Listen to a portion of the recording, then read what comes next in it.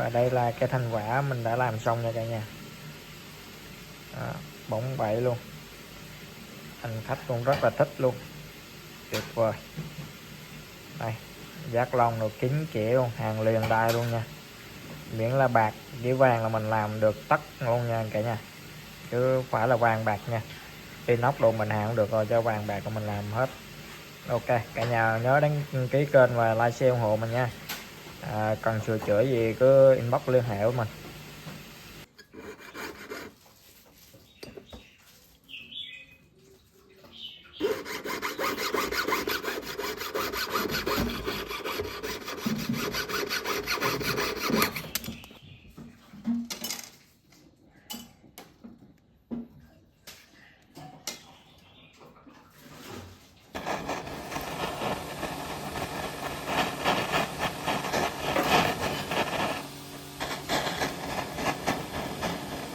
Đồ má cái bạc này nó coi chừng.